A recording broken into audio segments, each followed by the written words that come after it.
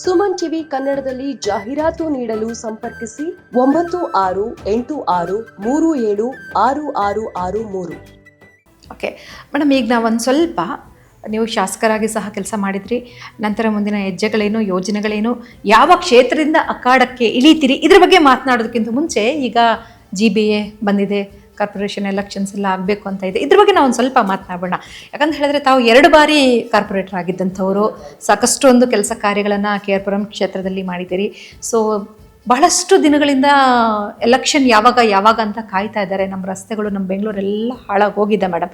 ಈಗ GBA ಮೂಲಕ ಒಂದು ಹೊಸ ಬದಲಾವಣೆಯನ್ನು ತರಲಿಕ್ಕೆ 5 ವಿಭಾಗಗಳಾಗಿ ಮಾಡ್ತಾ ಇದ್ದಾರೆ. ಸೊ ಇದ್ರ ಬಗ್ಗೆ ತಾವೇನು ಹೇಳ್ತೀರಿ ಮೇಡಮ್? ನಿಜವಾಗ್ಲೂ ಸಹ 5 ಭಾಗಗಳಾದಾಗ ಬದಲಾವಣೆ ಆಗುತ್ತಾ, ಬ್ಯಾಂಗ್ಳೂರು ಮತ್ತೆ ಸರಿ ಹೋಗುತ್ತಾ, ಹೇಗೆ? ಇಲ್ಲ, ಇದು ಒಂದು ಒಳ್ಳೆ ಮೂವ್ ಕಾಂಗ್ರೆಸ್ ಪಕ್ಷದಿಂದ. ಏನು ನಮ್ಮ ಮುಖ್ಯಮಂತ್ರಿಗಳು ಮತ್ತು ಉಪಮುಖ್ಯಮಂತ್ರಿಗಳು ನಮ್ಮ ಸರ್ಕಾರ ತಗೊಂಡಿದೆ ಅಲ್ಲ, ಈ ನಿರ್ಧಾರ ಭಾಳ ಒಳ್ಳೆ ಮೂವ್.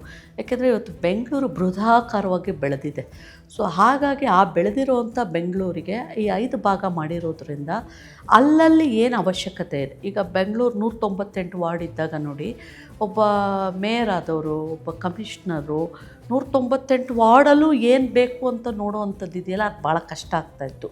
ಈಗ ಉದಾಹರಣೆಗೆ ನಮ್ಮ ಮಹದೇವಪುರ ಮತ್ತು KR ಸೇರಿ ಈಸ್ಟ್ GBA ಅಂತ ಆಗಿದೆ, ಗ್ರೇಟರ್ ಬೆಂಗಳೂರು ಅಂತ ಹೇಳಿ. ಅಫ್ಕೋರ್ಸ್ ವಿರೋಧ ಪಕ್ಷಗಳವರು ಟೀಕೆ ಮಾಡ್ತಿರ್ತಾರೆ, ಇನ್ಫ್ರಾಸ್ಟ್ರಕ್ಚರ್ ಇದೆಯಾ, ಏನಿದೆ ಅಂಥೇಳಿ.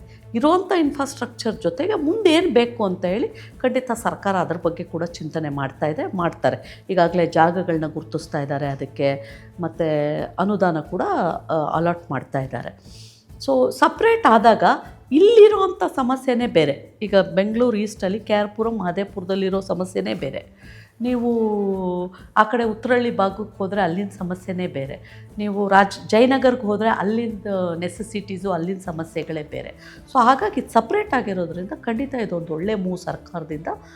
ಮತ್ತು ಚುನಾವಣೆ ಕೂಡ ಬೇಗ ಆಗಬೇಕು ಅನ್ನೋಂಥ ಅಪೇಕ್ಷೆ ನಮಗೂ ಸಹಿತ ಇದೆ.